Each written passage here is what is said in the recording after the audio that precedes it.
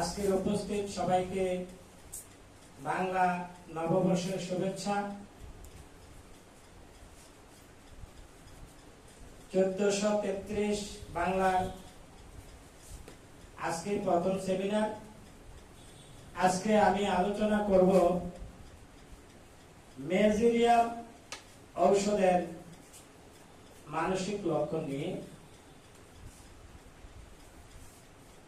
ঔষধের নাম মেজিরিয়াম। এখন জানবো তার সমনামগুলো। সমনাম হলো চেমিডাফেন, এরপর হলো মেজিরিয়াম চামেলিয়া জার্মানিকা, কোকাম চামেলেকা, স্পার্স অলিভ, ডেফনি মেজিরিয়াম। এগুলো হলো তার সমনাম। উৎস: মেজিরিয়াম একটি উদ্ভিজ ঔষধ। মেজিরিয়ামের প্রভাব বা পরীক্ষকগণ হলেন ডাক্তার স্যামুয়েল হ্যানিম্যান এবং হার্টলক। কাতরতা: আমাদের মেজিরিয়াম উভয় কাতর। এখন আসছি আমি মূল আলোচনায়। আমার উপর নির্ধারিত যে টপিক, মেজিরিয়ামের মনের কথা বা মানসিক লক্ষণ। 1 নাম্বার, রোগী বিষাদ, বায়ুগ্রস্ত এবং হতাশ। 2, উৎকণ্ঠা ও অশান্ত। বিশেষত এই যে উৎকণ্ঠা অশান্তটা, এই লক্ষণটা বিশেষত যখন সে একা থাকে তখন এগুলা দেখা দেয়। এটা খেয়াল রাখবেন। রোগীর স্বজনরা বলবে বা রোগী নিজেও বলবে যে আমি খুব উৎকণ্ঠিত থাকি এবং শান্তি নাই, অশান্তিতে থাকি। ডাক্তার সাহেব, আমি খেয়াল করে দেখেছি যখনই আমি একা থাকি তখনই এই সমস্যাটা আমার খুব বেশি দেখা দেয়। তো বুঝতে পারছেন তো, এই যে অশান্ত, এটা যখন সে একা থাকে। নাম্বার 3, চিন্তা করতে সমস্যা হয়, চিন্তা করতে পারে না, কোনো বিষয় নিয়ে চিন্তা করতে পারে না, পড়ালেখা করতে চায় না, পড়া বা শোনার কোনো আগ্রহ থাকে না। অর্থাৎ মেজিরিয়াম যদি এখানে এই অডিয়েন্সে থাকে, সেই হলরুমে সে থাকবে না, কারণ সে পড়তেও চায় না, শ্রবণ বা শুনতেও চায়। মেজিরিয়ামের যদি ছাত্র বা ছাত্রী হয়, তার বাবা মারা খুব অশান্তিতে থাকে, কোনোভাবেই তাকে পড়ার টেবিলে নিতে পারে না। তাকে শাসন করা হলেও, বুঝাইলেও কোনোভাবেই সে পড়ার টেবিলে যেতে চায় না, পড়তে চায় না, শুনতে চায় না। তাহলে আমরা যারা হোমিওপ্যাথ আছি, এই ধরনের যদি অবস্থা পাই, তার কি বিজ্ঞানের দরকার আছে? তার দরকার মেজিরিয়াম। ওই ছাত্র, এই ছাত্রীর জীবনের শক্তি বারবার বলতেছে তাকে মেজিরিয়াম প্রয়োগ করার জন্য। ব্যত্রাঘাত করলে কোনো লাভ হবে? এই জিনিসটা খেয়াল রাখবে। অনেকেই বহু ডিসিশনে নেয়, পড়তে না যেত দিয়া লাভ অক্ষর। এই কোমল মানে হৃদয়ের শিশুটি, তার জীবনটা কি করে শেষ হয়ে যায়। এরকম আমি দেখছি, চেম্বারে আসছে, স্যার কি যে লেখাপড়া করলাম। এখন বলে সে এখন বাচ্চার এই যে কয় বাবা কয় স্যার কিরে যে পড়ালেখা করলাম না, এখন এত কঠোর পরিশ্রম করতে হয়, ভালো বংশের ছেলে এখন সে রাজমিস্ত্রির যোগালির কাজ করে। তো যদি সে লেখাপড়া করতো তার কি এই অবস্থা যেতে হতো? হয়তো তার পরিবারের যারা দায়িত্বশীল বাবা মা অভিভাবক তাকে ওইভাবে কিছু পরিচালনা করতে পারে নাই, বিরক্ত হয়ে কি করছে, নিয়ে যা লেখাপড়া যখন করতে দিয়ে গেল।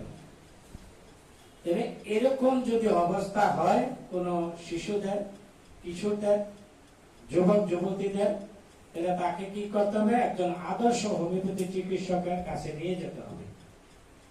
উনি রোগীলিপি করে দেখবে তার কি অবস্থা। ওই লক্ষণ রোগীলিপি যখন পরিপূর্ণভাবে করবে, লক্ষণ অনুযায়ী যে ওষুধটা আসবে তার রোগীলিপি করার পরে ওই ওষুধটা দিলে দেখা যাবে সে ওই আদর্শ সন্তান, আদর্শ ছাত্র হয়ে গেছে। আমরা প্রতিটা মেডিসিনে পড়তে গেলে এরকম কিছু লক্ষণ পাই না? এই জিনিসটা আমরা খেয়াল রাখবো। নাম্বার 4, তাহার চারিপাশের ব্যক্তি বা বস্তুর প্রতি সে অধৈর্য। তার আশেপাশে কোন ব্যক্তি থাকো, বস্তু থাকো, এগুলার প্রতি সে অধৈর্য, বিরক্ত হয়ে যায়। নাম্বার 5, ধর্ম সংক্রান্ত অথবা অর্থ সংক্রান্ত বিষাদ। নাম্বার 6, রোগী সদা সর্বদা যেন খারাপ সংবাদ আসিবে এই আশঙ্কায় শঙ্কিত ভাবে থাকে, বিশেষত একা থাকে। দেখেন ওই সময় আমি বললাম না, যখন একা থাকে যে উৎকণ্ঠা বা অশান্ত।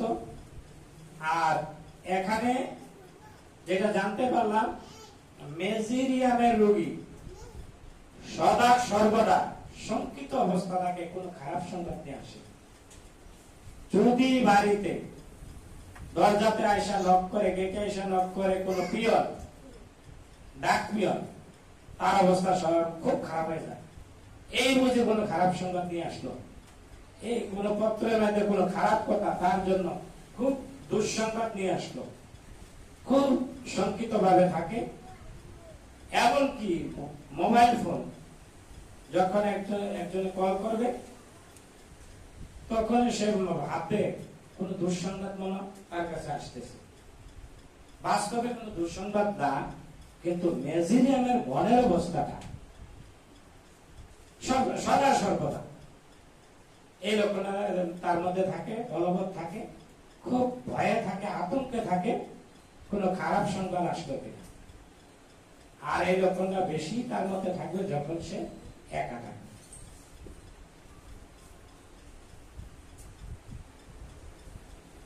নাম্বার 7,